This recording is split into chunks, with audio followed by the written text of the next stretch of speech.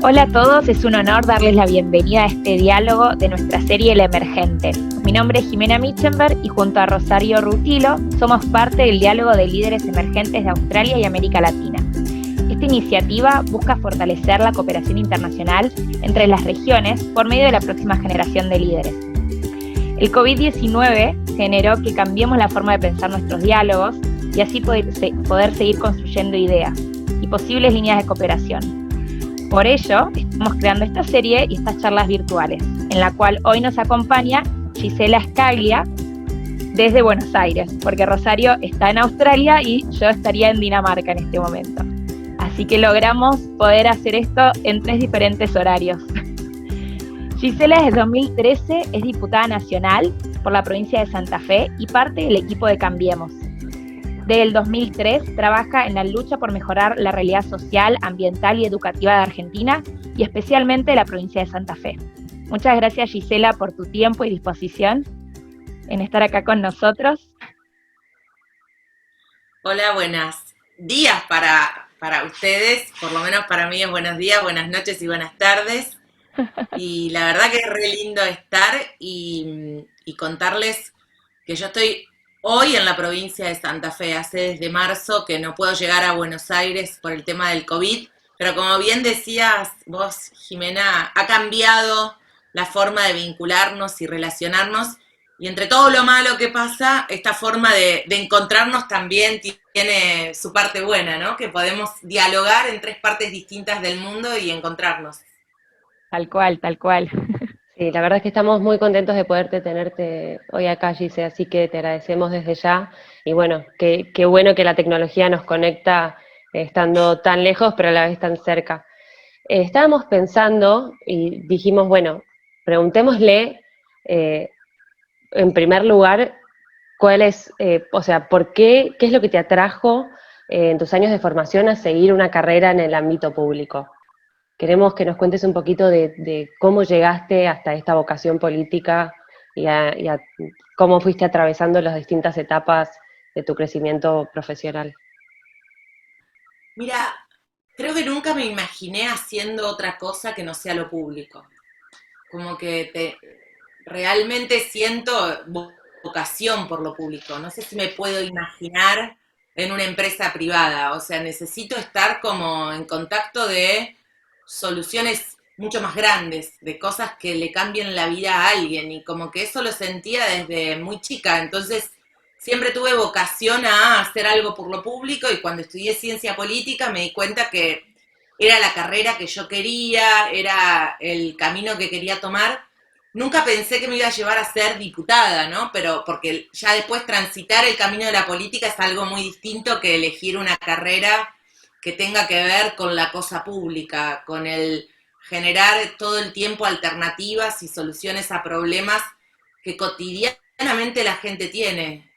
Yo creo que la política pública es tanto para los países muy desarrollados, donde ustedes viven ahora, como países como los nuestros, ¿no? Los problemas pueden diferir y pueden ser distintos, pero siempre necesitamos de política pública, siempre necesitamos de aquellos que estén pensando cómo hacer que las cosas que los ciudadanos quieren pasen y sobre todas las cosas cómo hacer un buen uso de los presupuestos. Y eso creo que siempre me atrajo, fue como, bueno, me gusta esto. Y ahí arranqué, ¿no? Ahí arranqué a estudiar ciencia política en Rosario. Y en Wow. tu camino te has encontrado con muchos desafíos, porque, a ver, siempre se tiene como al ámbito público y sobre todo a la política como un lugar en el que es complicado no solo las relaciones, sino mantenerse trabajando constante con todos los desafíos que hay, ¿no? ¿Cómo has hecho para atravesarlos y salir como entera de tantas cosas que Creo obviamente que suceden? acá en Argentina el principal desafío que uno tiene es abrir la primera puerta, ¿no? Como, bueno, ¿cómo hago después de una carrera como estas a encontrar trabajo, a empezar a armar mi propio camino, digamos, a empezar a decir, bueno, por acá quiero ir?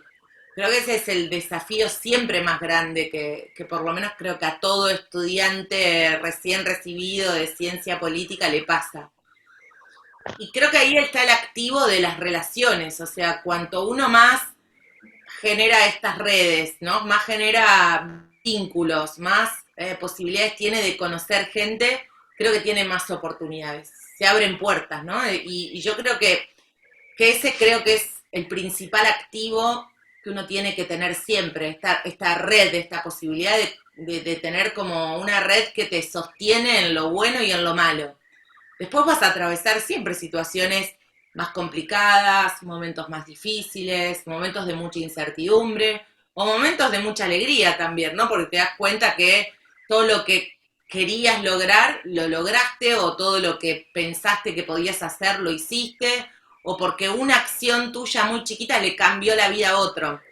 Pero siempre yo, más allá de nuestra experiencia en la presidencia de la nación, cuando Mauricio fue presidente, que sin lugar a dudas era pensar, ¿no?, que uno podía cambiar cosas y realidades grandes porque podía venir una obra y hacer una ruta y esas cosas, o una escuela. Yo creo que siempre me llevo conmigo las pequeñas realidades que cambiás con solo conocer a alguien. Hace muy poquito, en una situación de alguien que tenía un problema concreto, que no lo podían resolver, y que yo digo, pero yo conozco a la persona que te lo puede resolver. Y ese puente, esa unión, ese lugar de que solucionás y sos nexo, me parece que es como de lo Lindo. lindo que tiene Mm, todo esto. sí, sí, sí, tal cual, súper lindo.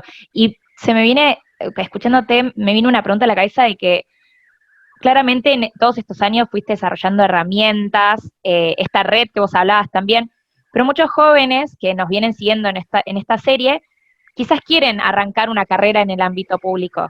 ¿Qué le, qué le dirías a ellos, como quizás tres atributos que para que ellos puedan meterse en este ámbito, eh, más allá de, ¿no? Como acuérdense de las redes, de tejerlas y de ayudar también y conectar puentes, pero quizás, no sé, una de las cosas que se me ocurren cuando te escucho es la perseverancia, ¿no? Como no seguir adelante, pero ¿qué otras cosas les podrías decir a estas personas que quisieran empezar su carrera en el ámbito público? Yo creo que primero es la especialización, ¿no? Es que uno tiene que, la carrera es amplia, ¿no? Y uno puede estar en lo público, pero cuanto más especializado estés y más sepas de un tema, más posibilidades tenés. Entonces esto es, bueno, también dejar que la vida te sorprenda, porque muchas veces la vida te lleva a un camino que vos no esperabas, o que vos decías, no, pero yo estudié para, no sé, ordenar ciudades, y me pongo como ejemplo. Digo, y hoy mi agenda está orientada en seguir temas de enfermedades infecciosas como tuberculosis y HIV. Nunca me hubiera imaginado. La vida me puso en el camino de estos temas, y hoy son los temas que a mí me apasionan, o los que me mueven, o por los que trabajo todos los días. Y digo, ¿cómo cae uno ahí? Bueno, porque uno deja esta posibilidad y después empezás ese camino de, bueno, empiezo a especializarme, empiezo a saber de esto, ¿no? Y cuando uno empieza a saber de algo, tiene un activo que es más que importante. Entonces me parece que esto de estudio una carrera y entro a lo público, trabajo en lo público, ya fue en Argentina y en el mundo. Entro a una carrera y sé que tengo que especializarme como lo hace un médico, que muchas veces lo tenía más claro. Bueno, estudio medicina, pero después tengo que elegir. Soy cirujano, soy médico pediatra. Me parece que en las carreras de lo público esto empieza a aparecer. Después siempre les digo lo mismo. Eh, a mí me parece que es una falta de nuestro país, ¿no? Grande, salvo en la capital federal, pero cuando uno se corre de la capital federal, que es el idioma. No, no nos alcanza con saber español. Me parece como algo clave a la hora de pensarse en cuestiones de lo público. ¿Por qué? Porque muchas veces las soluciones o los temas o los grandes debates empiezan en otro idioma.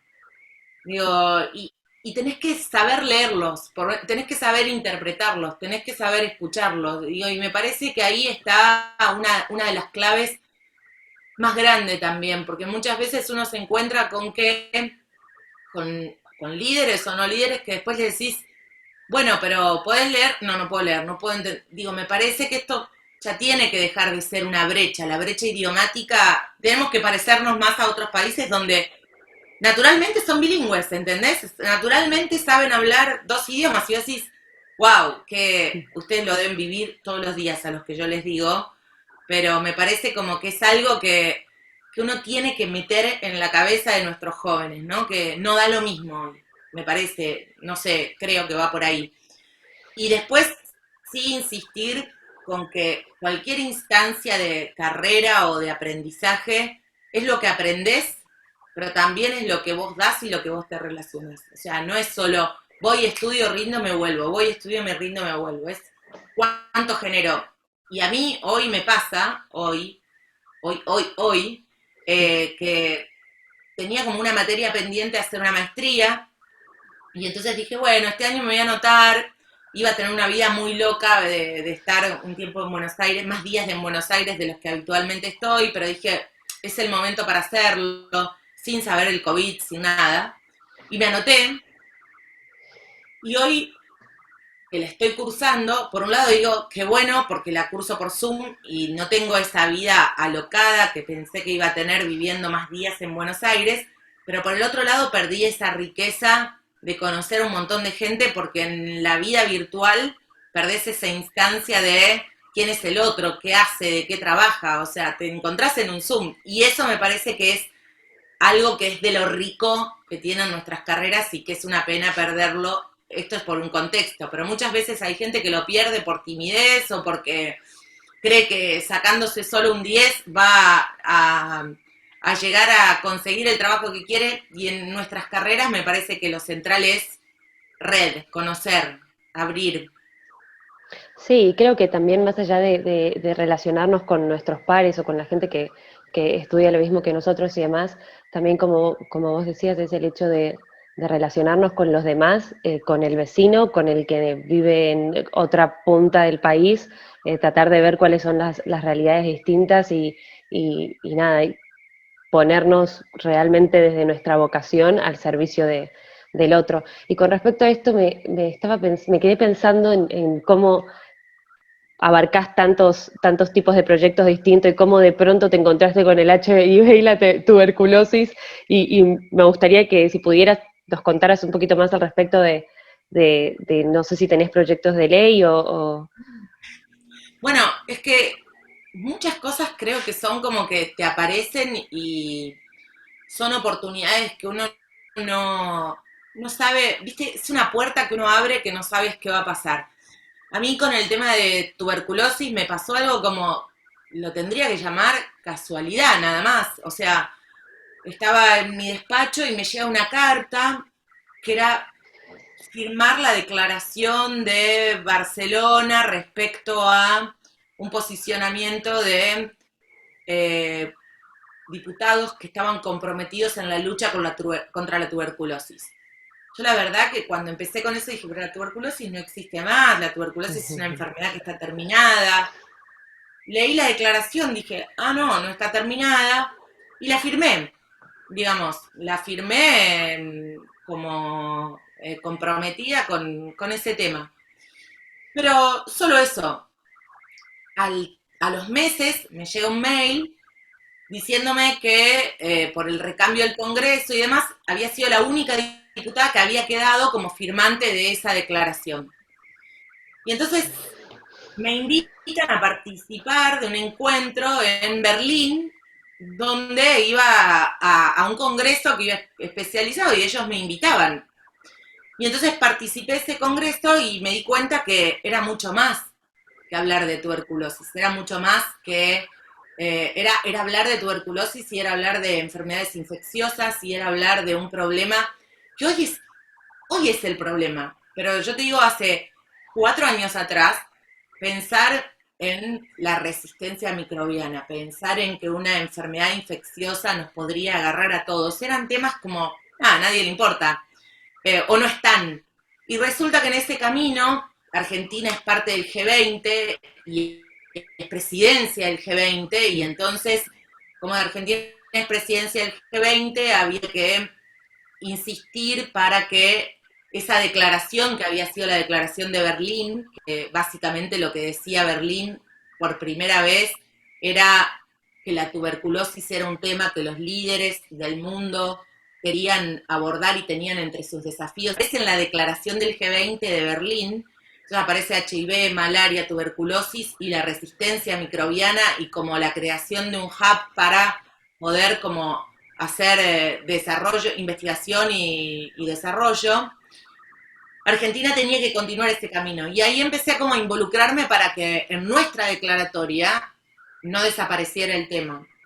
Y fue así, ¿no? En ese año Argentina tuvo una declaratoria muy fuerte, con un compromiso grande en esos 3 temas. No Argentina, sino todos los líderes del G20.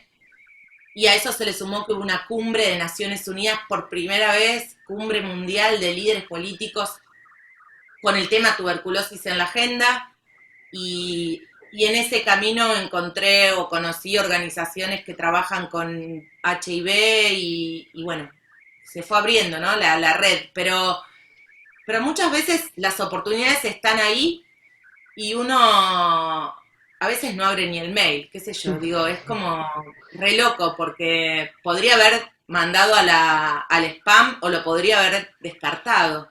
Pero ahí son los temas que a mí me movilizan todo el día para pensar o trabajar o que me ayudan a construir una agenda internacional grande, porque esa es la verdad, como empiezo a conocer parlamentarios de todo el mundo involucrados y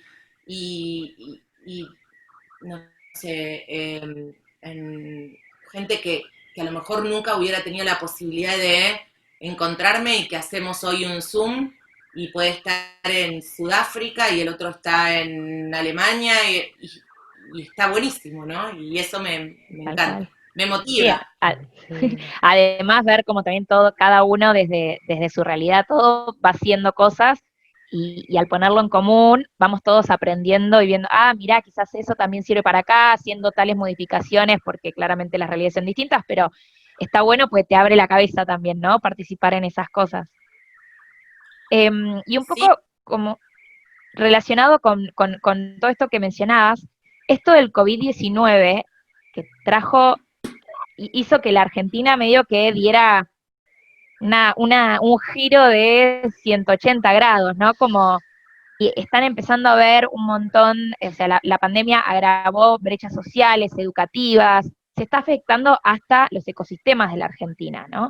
Entonces, en toda esta realidad que el COVID-19 y en línea también con lo que venías diciendo, ¿no? De algo que no nos imaginábamos, algo que era mundial y que nos iba a afectar tanto también a la Argentina, como en esto, me lleva a preguntar como, ¿cuáles son para vos las enseñanzas que nos deja esta gran pandemia? primero reconocer que la salud es tan importante como la economía. Ni una más, ni una menos, pero es algo que nos costaba pensarlo. Yo antes del COVID discutía con cualquiera respecto a que me decían, no le educas estas prioridades, me decían como, la educación es primero. No, la verdad que es muy importante, pero sin salud no te podés educar, sin salud no podés ir a trabajar, sin salud no podés hacer nada, no podés tener una familia, o sea, cuesta mucho sin salud. Entonces, digo, y probablemente, como no teníamos un problema así, vos subestimás el tema de la salud, lo ponés en tu ranking de prioridades como ciudadano último, cada vez que, me imagino, ¿no? Que cada vez que te hacen una encuesta, la idea de la salud es, ¿qué lugar tiene? Rosario me imagino que sabe más que yo, pero porque se dedicaba a mirar un poco los problemas más importantes, los PMI de la Argentina, y era como, ¿a dónde aparecía? ¿Número 10? ¿11? No sé, la gente está preocupada por lo que es el problema todos los días. Y hoy nos dimos cuenta que nada, es economía y es salud, digo, en el mismo lugar, y los pones en el mismo lado, o sea, y te das cuenta que si no tenés salud no podés hacer nada. Y ahí aparece el otro tema. Bueno, ¿cuánto responden nuestros sistemas de salud a los problemas de salud de la población? y cuánta cobertura universal de salud tienen realmente nuestros países, ¿no? Y hasta dónde llegan esos sistemas de salud. Porque me parece que esta es la gran reflexión que vamos a tener todos por delante, ¿no? Que es, bueno, ¿cuánto presupuesto vamos a meter de más cuando discutamos presupuestos en los congresos en materia de salud? ¿Y cuánto de esa salud realmente va a ser una cobertura universal que llegue a todos lados o que le llegue a todos? Porque muchas veces vos podés tener un sistema de salud fantástico, pero reservado para unos pocos. Y a veces tenés países con cobertura universal de salud o realmente con sistemas de salud fuertes que probablemente uno no valoraba que sean fuertes porque no los necesitaba de esa manera, pero empezás a decir, bueno, puede haber respuesta, ¿no? Y puede haber como una idea de que no se llene el sistema, ¿no? Y no colapse. Bueno, eso me parece que son cosas que tenemos que ver para adelante, porque en algún punto se habían subestimado. Y estas declaraciones que yo te contaba o les contaba de el G20, en gran parte las discusiones eran estas. Bueno, a ver, si nosotros tenemos un problema, que el problema siempre era la resistencia microbiana, esta idea de que los antibióticos un día dejen de ser falibles en la población porque vos generaste defensas y no hay nada que te lo pueda solucionar. Y entonces vos decís, la tuberculosis es una buena enfermedad infecciosa para mirar, ¿por qué? Porque genera resistencia microbiana en un montón de pacientes y entonces vos podés mirar cómo funciona un buen sistema de salud en un paciente que se tiene que tratar por más de 6 meses o 7 y que tiene que dejar de ir a trabajar por esa enfermedad. Bueno, eso es un poco lo que hablaba el mundo. Y hoy lo tenés acá. Hoy es COVID. Hoy es lo que vivís. Pero yo creo que esa es, para mí, la enseñanza más grande, ¿no? Como el entender que todos somos responsables de la salud que tenemos, pero que el Estado tiene que volver a dar un debate sobre los sistemas de salud y ojalá se pueda dar. En el mundo, no solo en Argentina. Muy interesante. ¿Y pensás que concentrarnos más en salud, o sea, volverlo a debatir, volverlo a pensar, podría ser una de las acciones cuando pase esta pandemia, que bueno, ahora estamos tratando de hacer lo que podemos, dando respuesta como podemos, pero cuando ya, no sé, se calmen un poco las cosas y se pueda pensar como, bueno, nos enseñó esto, podría entonces ser una de las soluciones esto, volver a pensar el sistema de salud o volver a rediseñarlo, no sé.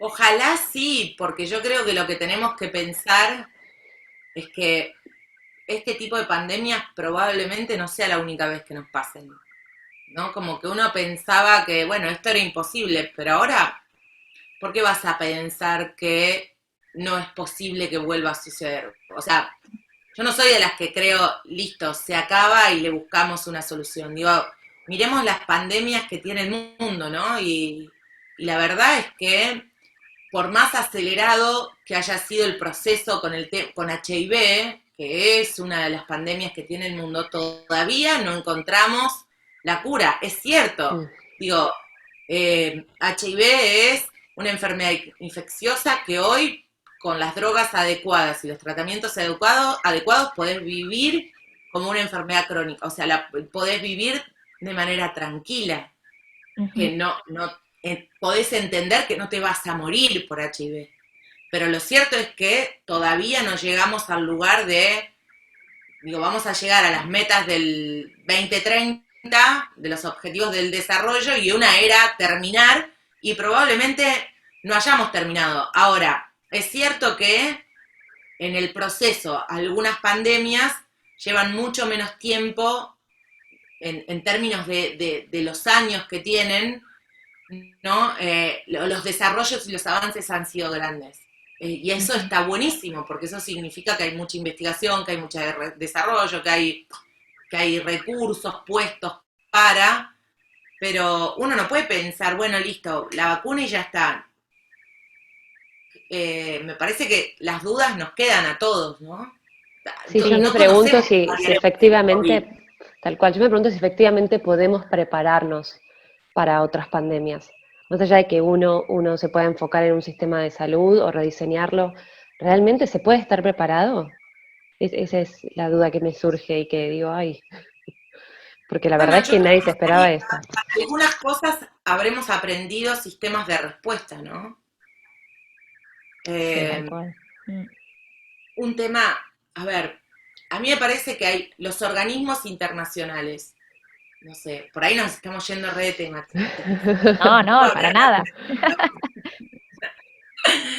Pero digo, la OMS va a redefinir algunas cosas, se va a post pandemia, post todo, va a haber cambios, va a haber una redefinición, porque lo cierto es que cuando uno mira cómo surgen o cómo se redefinen los organismos, siempre son a partir de una crisis, una guerra mundial, digo, colapsa el mundo y esos organismos tienen como o aparecen o se redefinen. Bueno, a mí me parece que ahí hay como un camino para andar. Yo no digo que desaparezca, digo, va a repensarse, y me parece que sí, digo, si pensamos desde la política pública, es una obligación repensarse. Digo, y no creo que no esté hoy ya repensando su accionar, su forma, porque vos te tenés que volver a pensar, digo, pasó esto, qué hice, cómo actué, y nada, me imagino que esas cosas van a suceder. Y lo No, digo en el súper buen interesante. sentido, ¿eh? Sí, Lo sí, digo en sí, el Sí, sí. sentido proactivo, proactivo. no en tirar tierra a la OMS y decirle, ya está, no va más. No, digo, en el buen sentido de que las organizaciones cuando entran en crisis o aparece una crisis, necesitan replantearse sus objetivos, sus misiones, sus ideas. Sí. Sí, todo, tal cual, tal cual, tal cual. Nos está dejando mucho para pensar, la verdad, Gisela, me encanta, me encanta, me encanta. Porque una de las cosas también que yo venía pensando es a nivel Argentina, ¿no?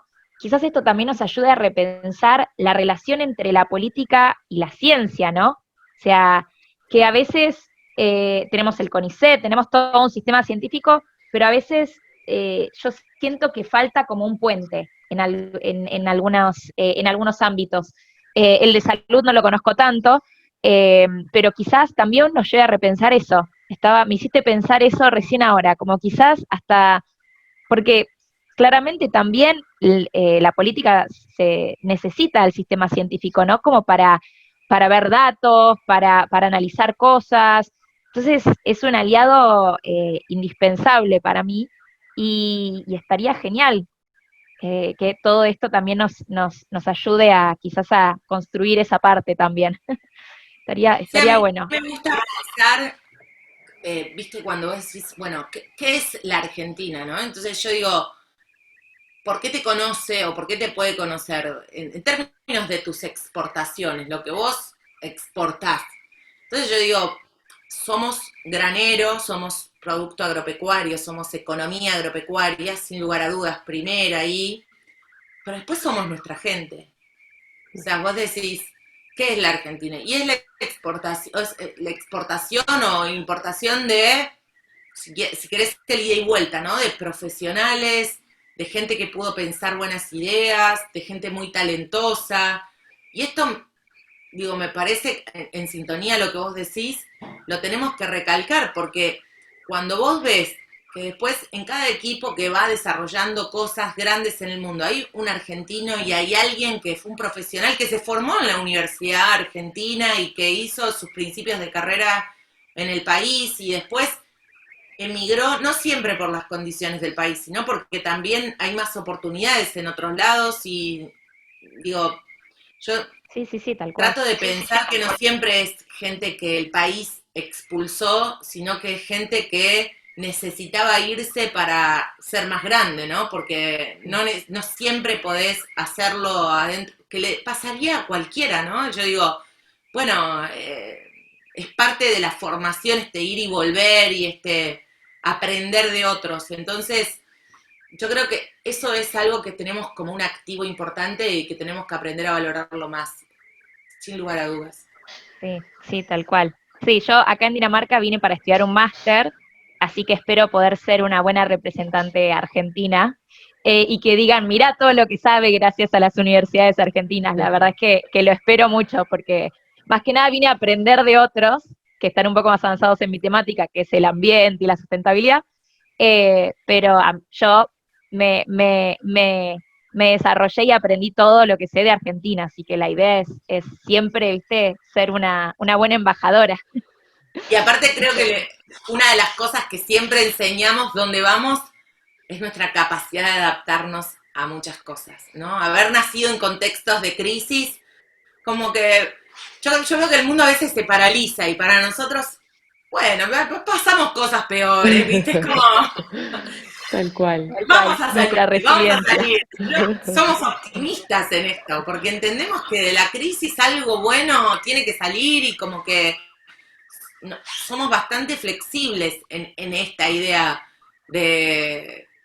Yo veo ahora en la pandemia, ¿no? Como aún en las situaciones más difíciles nos reinventamos todo el tiempo. Es algo muy argentino. Tal cual. Y bueno, yendo un poco como al ámbito ambiental, que sabemos que también te gusta mucho, em, ¿cuáles son para vos los desafíos ambientales que la Argentina está sufriendo eh, antes de COVID y ahora en COVID también, pero quizás ahora en COVID se fueron mostrando otras realidades y otras cosas, pero acá también queremos como hablar de la parte de educación ambiental, que sabemos que vos tenés un proyecto de ley para eso, entonces como también poder hablar de eso y bueno, y después si querés hacemos como un suma a la realidad que hoy el COVID nos está presentando y que todos están eh, muy sensibilizados al respecto y también en tu Twitter también vimos cómo también apoyabas esta lucha de la ley de humedales, ¿no? Entonces, bueno, si querés podemos hablar un poco de esas dos cositas y alguna otra que nos quieras decir. Yo creo que la Argentina tiene todavía mucho para desarrollar en materia ambiental. Esto seguramente vos sabés más que yo, pero digo, me parece que tenemos mucho todavía por hacer y muchos debates por dar. Pero siempre a mí me gusta decir que el único debate ambiental que podemos dar es si lo damos con sinceridad. Y de nuevo, no es ambiente o economía, ambiente o industria, es ambiente e industria, ambiente y economía. Porque si no, las posiciones radicales lo que te vuelven es un país que probablemente pongas miles de restricciones y dejes de ser un país productivo. Y en una Argentina que tiene más del 40% de pobreza, vos lo que necesitas es generar recursos. Y nosotros necesitamos exportar, traer dólares, generar ingresos, generar puestos de trabajo, y en ese camino me parece que la discusión tiene que ser muy honesta. Digo, y es una discusión que me parece que hoy todavía nos cuesta dar, ¿no? Como que yo siento que en materia ambiental las organizaciones van mucho más adelantadas que las discusiones que da la política o que da lo público, entonces las organizaciones ambientales van por un camino que está bárbaro y yo celebro porque se hacen grandes, porque debaten, porque se meten en los temas, porque generan agenda todo el tiempo o porque muchas veces hacen lo que el Estado no hace, ejemplo, educación ambiental. Digo, hoy educan las ONGs y no educa el Estado. Y el Estado no tiene una estrategia nacional de educación ambiental, pero sí lo tienen las organizaciones, que muchas veces piden permisos para ir a una escuela y para hablar en una escuela respecto a qué es lo que hay que hacer en materia de ambiente. Entonces digo, yo creo que ahí nos falta mucho como Estado. Pero por otro lado, digo, uno no puede pensar, o sea, la organización tiene un fin, que es proteger el ambiente, y está muy bien, pero el Estado tiene que hacer las dos cosas. Entonces, yo creo que muchas veces el debate ambiental se tensa mucho en estas cuestiones, ¿no? En cuánto del cuidado del ambiente que tenemos que poner hace que nuestra economía no se desarrolle o se desarrolle poco o la frenemos por completo. Entonces, yendo al tema puntual de humedales, yo digo, ley de humedales sí, ahora, yo tengo una postura con ley de humedales. Digo, a mí me parece que esta cosa argentina de que siempre vamos al extremo y entonces decimos, vamos a hacer una ley cuasi a la ley, a la ley más estricta que haya en materia de humedales en un país como el nuestro, que es agricultor por naturaleza y que además, agricultor y ganadero, y que además en los próximos 20 años no tiene otra perspectiva económica fuerte más que la de producir alimentos, o sea, porque después no podemos mentir y decir, no, pero mirá todo lo que tenemos. Sí, sí, pero como estrategia real, Argentina sigue siendo un país exportador de alimentos al mundo. Entonces, pensar que una ley de humedales, como muchas de las que hay en el Congreso, te invalidan 66 millones de hectáreas, 66, el 20% de la superficie, es como fuerte, digamos, es un debate que vos decís, no, tenemos que ser más responsables. ¿Por qué? Porque estamos además en un sistema federal. Entonces, cuando vos tenés el federalismo por delante, no es lo mismo pensarlo en un sistema unitario que pensarlo en un sistema federal y entonces decirle a una provincia como la mía, que la mitad de la provincia va a ser un humedal, y entonces le vas a decir, de acá para arriba usted va a estar en el semáforo rojo, verde, amarillo, y vamos a ver qué puede hacer, ¿no? O como Corrientes que le decís, sos entero un humedal, porque ahí está el desarrollo productivo. Entonces, me parece Y que esa balanza, ¿no? exacto, hay que darlo con seriedad, porque vamos a otro caso, digo, si vos decís, minería sí o minería no, yo digo minería responsable, minería sustentable, ahora yo no digo no, porque si digo no, también entiendo que hay un montón de provincias, como Mendoza, que les está diciendo, bueno, piensen qué van a hacer. Reinventen su economía. Sí. Digo, ¿cómo se van a reinventar? Sí. Entonces, en este camino creo que el debate es como, A mí tiene lo que que me ser surge, responsable, tiene sí, que ser muy... lo que me surge a partir de esto es pensar entonces en realmente la importancia de la ley de educación ambiental, porque efectivamente tenemos que estar informados para poder tomar las decisiones de si el proyecto de ley de humedales que votamos o el proyecto de minería. Y acá siento como que hay, por lo menos en estas últimas semanas, con respecto a todo el tema de humedales, vi como una gran dualidad, ¿no? Por un lado, gente diciendo que tenemos que empezar desde cada uno, desde nuestro propio accionar y desde la individualidad, y por el otro lado, que la política tiene que ya, a partir de leyes, determinar cómo continuamos con todo lo que tiene que ver con el ambiente. ¿Vos qué crees efectivamente? ¿Qué es mucho más, como que realmente imponés mucho más a partir de una ley y un proyecto Creo que en público, o que Argentina, tiene que ver con la individualidad y lo que cada uno cree? Porque si efectivamente no creemos y no nos importa el ambiente. no, yo lo que creo es que en Argentina muchas veces eh, tenemos un montón de leyes para sortear los problemas que tenemos y no somos capaces de aplicarlas. Y entonces pensamos a veces que lo único que cambiaría la realidad es una nueva ley. Pero digo, ¿por qué? Porque humedales hoy aparece en la agenda o aparece fuerte a partir de los incendios, ¿no? Tal cual. Entonces yo digo, pero ¿realmente es la ley de humedales la que resuelve el problema de incendios? Yo digo, no, no resuelve la ley de humedales el problema de los incendios. O sea, ¿por qué? Porque nosotros tenemos la ley del manejo del fuego y una ley específica sobre lo que hay que hacer. Pero hoy no están, nadie está haciendo nada. Entonces, ¿qué tenemos? Cambio climático. Somos todos protagonistas. Años de sequía como hacía mucho tiempo que no veíamos en razón del cambio climático, ¿no? Los ríos totalmente bajos en Argentina, digo, esto es una realidad que hoy tenemos, digo, con un daño en el ecosistema concreto. Es obvio que seas un parque nacional, seas un humedal o seas un campo agrícola productivo, hay muchas posibilidades de incendio. Ahora, ¿cuál es realmente la presencia del Estado nacional en esos focos? Yo te diría que es poca. Digo, para que empiece a aparecer esa presencia, la gente tiene que salir todos los días a la calle y tiene que decir no puedo respirar más.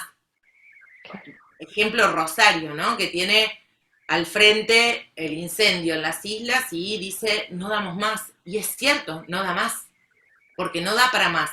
Ahora, no es que la ley de humedales les va a resolver ese problema. Yo creo que las leyes hoy para resolver ese problema ya están, pero tampoco hacemos. Entonces, como que ahí me aparece como la idea de, eh, por eso yo digo, demos el debate de humedales, pero a mí no me gusta la idea del ya. Digo, demos un debate serio sobre humedales, demos un debate real sobre humedales, de lo que podemos como Argentina y de lo que realmente podemos hacer con una buena ley de humedales, ¿no? Y dentro de la Pero realidad política, dentro de la, o sea, pues si no después terminás con los como con la ley, gobernadores,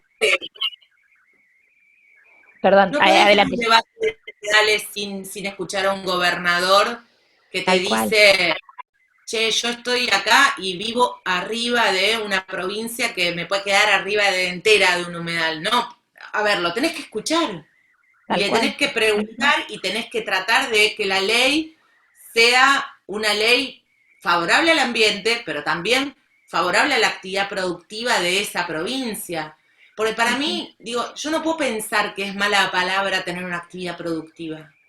O sea, me cuesta pensar en esos binomios. Eso es lo Mm, que trato de pensar, ¿no? Como que Sí, sí, no, sí, no sé cómo será en otros países, o sea, alguna idea tengo de países que han hecho las normas tan estrictas que hoy tienen problemas de esos estándares tan altos también respecto a la producción y, pero por otro lado digo, yo soy de las que cree que tenés que tener estándares tampoco regalados y bajos y que hagan lo que quieran, ¿no? Pero tenés que lograr ese punto medio que siempre es lo más difícil. siempre es lo más sin difícil, pero duda. creo que es clave una de las cosas que vos decías de escuchar a todos, ¿no? Como, porque si lo haces participativo tenés más chance de ver esas realidades. Y además, también lo que decías de la educación ambiental, porque el día de mañana, si es el coordinador de una minera o el coordinador o el que lleva adelante un campo agrícola, si él tuvo una educación ambiental desde el colegio y ya lo tiene internalizado, es distinto las decisiones que va a tomar y es distinto Total. los manejos y quizás ahí logremos ese balance, ¿no? Y si lo empezamos como incorporar desde temprano, que lo bueno es el tener en cuenta el ambiente y saber que todas las acciones que hacemos tienen un impacto, todas. Pero bueno, Todas. ¿cómo podemos hacer para que ese impacto sea el menor posible? O si tenés varias formas de hacer una misma actividad, bueno, ¿cuál es la que menos contamina, no? Como esas son creo, las cosas que estaría bueno que todos estemos conscientes y creo que con eso lo vamos a lograr si logramos tener una ley de educación ambiental fuerte y presente en las escuelas, porque desde más chiquito ya empezás a A conocer palpar, eso, sí. claro, y ya después de grande lo tenés mucho más internalizado. Sí, a ver, en agricultura es buenas prácticas, no es mucho, ¿no? Es entender que podés hacer agricultura con buenas prácticas agrícolas, ¿no? Y eso es algo que empezás a ver porque cada vez se ve un poco más, pero lo cierto es que, de nuevo, si vos como Estado no ponés incentivos a las buenas prácticas, si vos como Estado no premiás al verde, si vos como Estado no le decís a ese que tiene buenas prácticas agrícolas, que va a estar, no sé, exento de este impuesto o que le vas a dar un crédito para que tenga más inversión en ese camino, y te da lo mismo como Estado, digo, es obvio que el que es un agente económico o un inversor o alguien que quiere ganar dinero, va a pensar, pero sí da lo mismo. ¿Por qué voy a ¿Cuál? hacer? ¿Bajo qué criterio soy responsable? Entonces digo, ahí faltan dos caminos. Una es un Estado que realmente esté comprometido con lo verde, que realmente esté comprometido con lo ambiental, pero por el otro lado, agentes económicos muy formados en materia ambiental. Entonces, probablemente hoy no lo vas a tener como un resultado ya, pero probablemente en 20 años, 15, 20 años, tengamos como ese balance perfecto para pensar en un país que, de nuevo, tiene mucho de agrícola, mucho de generación de alimento, mucho para desarrollar también por ahí, pero lo que no podés pensar es, bueno, todo esto es malo, todo esto es un demonio y lo sacamos.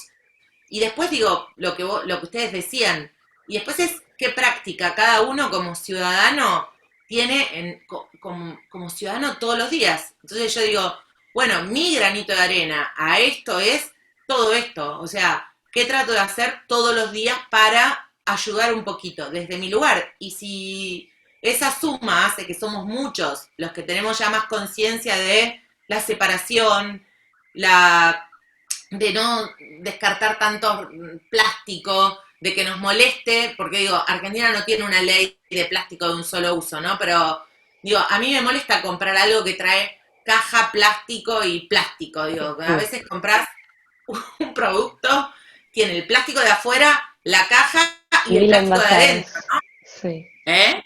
1000 Ay, envasados. Terrible. Y entonces Terrible. decís, empieza como a molestarte como consumidor y decís, no, no lo elijo. No, llego a mi casa y tengo que tirar todo esto porque todo va a la basura, porque eso es todo como... Y empezás a tener conciencia, ¿no? Pero me parece que necesitamos que esto sea por más, por miles. Y de nuevo, si lo público no se involucra, de nada sirve también. Porque yo vivo en una ciudad que no se reciclan ni se separan los residuos. Yo lo hago a voluntad y entonces llevo el cartón a una iglesia que lo junta, el plástico a unas chicas que hacen las ecobotellas o las botellas de Mm. amor o como quieras llamarlo, y el vidrio a un chico que pasa y lo busca por mi casa y hago mi compost y después saco lo que me queda, lo saco y trato de sacar lo menos posible. Pero digo, es todo a voluntad mía, porque Sí, el que está a cargo de la intendencia, o sea, el que está a cargo de la gestión del residuo, no lo hace. sí. Gise, la verdad es que todos estos temas son muy interesantes y quisiera quedarme 1 millón de horas escuchándote porque realmente, además de que sabes, se nota que estás comprometida y que efectivamente lo vivís, no allá de como política, como ciudadana. Y eso es lo que está bueno también, ¿no? Ver como esa otra cara tuya. Ahora, con respecto, hablando un poco del consumidor y de la conciencia y demás, me gustaría ir a otro proyecto de ley tuyo que es el de etiquetado frontal. Y que la verdad es que lo leí y dije, wow, o sea, realmente pensé como algo tan básico y que de alguna manera todos sabemos que la lactancia materna es súper importante y demás, como al mismo tiempo eh, realmente creemos falsos mitos sobre todo lo que tiene que ver con los sucedáneos de la leche materna. ¿Nos podrías contar un poco más al respecto de este Y yo proyecto, ahí de tengo cómo surgió? dos proyectos que van como de la mano, ¿no? Uno es el de sucedáneos de leche materna, que lo venía trabajando con la gente de la Organización Panamericana de la Salud, que un poco lo que uno se da cuenta es que hacemos campañas de leche materna y de la importancia de amamantar, pero por el otro lado ves una promoción en un supermercado o en una farmacia y te dicen 2 por 1 de la leche para encontrar que la lata de la fórmula diga que no es leche materna, tenés que dar la vuelta y viste buscarle atrás y decir, ah, mira, no es leche de fórmula, no es leche materna, es leche de fórmula. La primera impresión de la lata es divina, que Que te va tiene a hacer un bebé hierro, que hermoso. tiene esto, que tiene el otro, y entonces vos decís, wow, mirá cuánta mentira hay acá. Y esto siempre la cuento la anécdota porque para mí es de esas anécdotas que te cambian la cabeza, ¿no? En un encuentro que yo estuve de la OPS, había senadores, diputados y demás de distintos países, y un senador de Bolivia cuenta una anécdota que a mí me quedó como, me pareció tremenda, ¿no? Que era una mujer boliviana que vivía en un, digamos, como en un campo, o sea, en la granja, tenía su propia granja, criaba sus propios huevos, sus propias gallinas, su propio todo, y tenía su propia granjita y ella agarraba los huevos, que eran orgánicos, o sea, los producía ella, los ponía en una canasta, iba hasta la ciudad y los cambiaba por un danonino, para darle de comer a su hijito como búsqueda de que ahí había, ¿no? La fortaleza, el hierro, lo que el hijito necesitaba. Y yo dije, qué mal que estamos, ¿no? Porque realmente ella ahí tenía el alimento en su casa, no tenía que ir a cambiarlo por nada industrializado. Pero la publicidad todo el tiempo te dice que lo que vas a encontrar en ese frasquito es mucho mejor que lo que vos podés comer de lo tuyo, ¿no? Y entonces dije, es terrible porque ese es un abuso para la mamá, es un abuso para los chicos. Y entonces ahí empecé a indagar qué pasaba, y pasaba que en Argentina no tenemos ley de etiquetado de alimentos, y entonces empezás a darte cuenta que vos vas a comprar algo acá, y lo mismo, digo, multinacional, mismo producto, digo, estamos hablando de empresas enormes que producen la misma oblea en el mundo, acá te dicen oblea de chocolate, y en el país de al lado, en Chile, te dicen oblea sabor chocolate.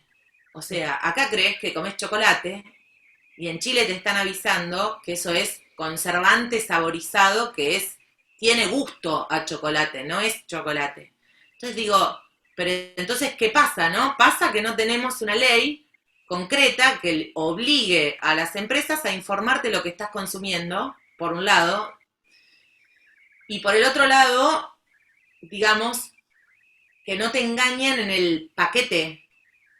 Digo, vos podés creer que comprás un polvo y que ahí hay naranjas, pero es mentira, digamos. Decime que eso es todo un saborizante para poner en el agua y hacer que tenga gusto a sabor naranja. Pero digo, si vos me ponés la naranja al frente del sobrecito del jugo, bueno, me estás diciendo que ahí consumo una naranja. Y no es verdad, no consumís nunca una naranja ahí, ¿no? Consumís un conservante, consumís azúcar. Y en ese camino caía el tema de cómo algunos países, o muchos, hacen que sus productos tengan etiquetas en los que te advierten, esto es alto en azúcar, esto es alto en grasas, esto es alto en sodio, este producto es más saludable, menos saludable, etiquetas mucho más responsables. Y ese mismo camino lo recorrí también para pensar la leche materna, porque hay algo que es, bueno, dale fórmula, porque mira, la fórmula tiene hierro, tiene esto, tiene lo otro, reemplaza un poquito, pero cuando te diste cuenta, las madres sin saber, y en un sistema bastante perverso, lo que termina apareciendo es que la fórmula se convierte en el principal alimento y que además cuesta carísima. Sí. Porque cuando te diste cuenta, algo que podías hacer con leche materna y que no te iba a costar un centavo, te empezaste a dar cuenta que el cuerpo, claro, ya no produce más porque dejaste de hacerlo y porque estás en los 6 meses y decís, ah, listo, ya fue. Y de golpe te das cuenta que a los 6 meses te cuesta un montón de plata ir a comprar la fórmula, que tu prepaga obra social te va a dar 2 latas, pero vos necesitas 7 y entonces tenés que salir a comprar 5 de esas 2 y que eso es un y así entras en una cadena de consumo que no es justa, ¿no? Que yo digo, yo como consumidor quiero saber qué consumo, nada más. Después yo elijo, pero elijo en función a la capacidad adquisitiva que tengo, a los gustos, a mis preferencias, a mis marcas amigas, no amigas. Pero contame qué hay. Tal cual, sí, sí, sin duda. Y de vuelta volvemos al poder de la información, ¿no? Y lo que uno puede hacer sabiendo o no. Eh, y con respecto a esto, porque vos decís que efectivamente estamos retrasados, por ejemplo, en comparación con Brasil o con Colombia, en todo lo que es el etiquetado frontal, específicamente en la leche materna, pero si vos tuvieras que compararnos a nosotros, Argentina, con la región latinoamericana, ¿en qué ves que tenemos problemas similares y en qué ves que efectivamente estamos muy atrás? No, yo creo que, a ver, como país tenemos mucha más conciencia de lo que significa un hábito saludable. Probablemente no lo practicamos todos o no podemos, pero me parece como que Argentina tiene una conciencia respecto al deporte, a la vida saludable, eso me parece que es parte de nuestra lógica, ¿no? Está, pero por el otro lado a veces nos cuesta mirar cuáles son nuestros números, porque nuestra contracara, ¿cuál es? La obesidad infantil. O sea, entonces decimos, bueno, yo sé todo lo que hay que hacer, pero después el tiempo no me alcanza y hago que coman un pancho. Mm. Y, y no genero como esta idea de que en mi casa se coma algo más saludable y que me deje reservado para cuando estoy afuera lo no saludable, ¿no? Sí. Entonces me parece que ahí como nosotros tenemos como un gran camino para andar. En materia de etiquetado estamos atrás. No podemos, no estamos mejor, porque la verdad es que vos mirás Chile, mirás Uruguay, mirás Ecuador, tienen todos un sistema de etiquetado distintos, pero van hacia tienen todos un camino de etiquetado, y esto me parece que nosotros nos debemos ese debate. Y, y siempre digo que Argentina en muchas cosas tiene muchas leyes muy buenas, pero que después no las aplicamos. O sea, cuesta como entender que son leyes que nos tenemos que apropiar nosotros. Lo pongo un ejemplo cortito, pero nosotros tenemos una ley casi única en Latinoamérica que es la de parto respetado o humanizado. Y a una mujer a la hora de llegar a dar a luz a su hijo le cuesta hacer valer esos derechos. Es más, ignora que los tiene. O sea, solamente entras a un lugar como muy formado, de mujeres como muy empoderadas, que pueden dar esta discusión con el obstetra, pero si mirás en Argentina, tenés una tasa muy alta de mujeres que pasan por cesáreas, cuando el mundo dice, es la última opción, no la primera. Entonces, Bueno, ese mismo debate se estaba dando acá en Australia también, porque tal cual, la gente no sabe y sienten que hay un abuso por parte de todo el sistema de salud que constantemente las lleva a la cesárea y no al parto natural, por exacto, pero distintas acá tenemos causas. la ley, ¿entendés? Sí, Ese es el sí. tema. No sé el caso de Australia, ¿no? Pero acá hay una ley. Entonces hay una ley de parto humanizado, de parto respetado, en la cual te da un montón de derechos. Pero yo creo que muchas veces nos cuesta esta lógica de apropiarnos de esa ley para ir a discutir con esa ley todo lo que tenés que discutir, ¿no? Y Sí. como que, porque ahora no es un problema de ley, es un problema de que realmente formes a una obstetra en función de esa ley, le obligues a una clínica a respetar esa ley. Digo, ahora el mecanismo del control, ¿no? Y sobre todas las cosas de tener información. Siempre vamos a caer en lo mismo, pero para mí es como el gran debate de nuestra época, chicas, porque yo creo que es cuánta información tenemos para que no haya abuso de autoridad. Porque digo, yo creo en el médico. Entonces, porque si yo me someto a o genero una relación con un obstetra, creo que hay algo que él tiene que yo no tengo, que es un saber, ¿no? Y ahí hay una autoridad, hay algo que me relaciona con esa persona. Entonces le voy a creer siempre, porque yo no tengo por qué saber cuestiones médicas. Ahora, no quiero que esa relación esté tamizada por el abuso. O sea, yo Sin duda. no me parece que sea justo para ninguna mujer, porque es una forma de violencia, ¿no? Es como, bueno, te sometes a algo que no era necesario y que no te enteraste. Muchas mujeres se dan cuenta que sufrieron violencia obstétrica en Argentina después de haber pasado por las instancias y haber podido escuchar y decir, ah, a mí me pasó, ¿no? Sí. Entonces estos temas son como, parece debates como muy de la hora de ponernos como, che, miremos estas cosas, prestemos Sí, atención. sí, sin duda. Bueno, Gise, para ir cerrando. La voz eh, está. Ay, no, yo quiero seguir, te juro que si no fuera, porque sé que sos una persona muy ocupada, realmente seguiría toda la noche, no importa acá. Pero bueno, ¿qué cosas te parece que nosotros como país podríamos aprender de Australia? Y quizá que nos serviría para seguir trabajando, para quizás seguir fortaleciendo lazos con la región latinoamericana y con todo lo que tiene que ver con Oceanía y Asia-Pacífico, pero especialmente con Australia. Bueno, primero me parece, no sé, porque realmente no conozco el país, ¿no? Entonces es esto de cómo podemos hacer para que haya puentes que nos acerquen más, que no nos parezca que está tan del otro lado del mundo. Como que, porque está eso, ¿no? ¿Qué puedo tener en común con alguien que está del otro lado? Pero por el otro lado te decís, pero tenemos mucho en común, porque me parece que hay muchas cosas que tienen como una lógica similar. Pienso en nuestra agricultura, pienso en nuestros productos, pienso en lo turístico, ¿no? Cuánto podemos aprender y cuánto podemos dar o intercambiar en materia turística. Y recién hablando con usted decía, bueno, pero si hay tantos temas en comunes y uno es un país desarrollado y nosotros no somos un país desarrollado, pero sí, pero aún así tenemos una agenda que es común, ¿no? Y que es una agenda que podemos dar y que podemos como profundizar.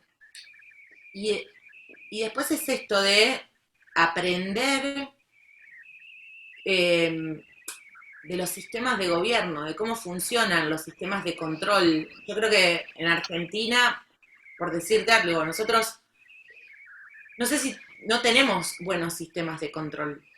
Recién hace 2 años tenemos ley de transparencia pública en la gestión, ¿no? Y me imagino que en Australia eso ya es más común. Y que la gente pide rendición de cuentas y que la gente está más involucrada en esos temas o por lo menos mira un poco más. Entonces digo, sobre esto me parece que hay mucho para aprender de estos vínculos. Y a lo mejor, no sé, pero probablemente Australia puede aprender de nosotros algunas cuestiones que tienen que ver con un sistema de salud público, gratuito, universal, o un sistema educativo público, gratuito, universal, ¿no? Entonces, en este lugar podemos como vincularnos y pensar, por lo menos pensar que en muchas diferencias podemos tener similitudes o podemos tener temas que nos unan, ¿no? O sea, es una generación de un puente grande, pero es atractivo también, porque si no siempre entras a pensar que con el único que podés tener un vínculo natural es, bueno, los italianos que vinieron, inmigraron y están, con los españoles que son la madre patria, o los americanos que son como el país allá arriba de América, que uno mire y dice, wow, es Estados Unidos, ¿no? Y entonces decís, no, pero hay mucho más. Y creo que es parte de las relaciones internacionales que tenemos como para desarrollar y meter mucho énfasis, porque muchas veces como que uno dice, bueno, ¿dónde irías a estudiar? Y yo no sé si hay muchos que dicen voy a Dinamarca, o muchos que dicen me voy a Australia. Como que tu primera opción es, bueno, me voy a Oxford, me voy a Harvard, entras a pensar los circuitos más comunes, o no más, a ver, no por común, pero nuestros circuitos comunes de pensamiento. Sin duda. Tal cual. Pero esto pasa porque hay relaciones bilaterales construidas también, ¿no? Me imagino que es así, que aparecen esas ideas de que te podés ir a estudiar a Estados Unidos porque Estados Unidos desarrolló muy bien la relación bilateral en todas esas áreas y hacen un gran trabajo en ese camino, ¿no? O los españoles o Reino Unido, sí, tal cual. Tal cual. Ay, Gisela, la verdad, muchísimas gracias, pues nos hiciste reflexionar un montón, fue súper interesante todo, la forma en que presentaste las cosas y tu mirada ante estos desafíos y ante las fortalezas que también tenemos en Argentina. Así que fue la verdad un gusto enorme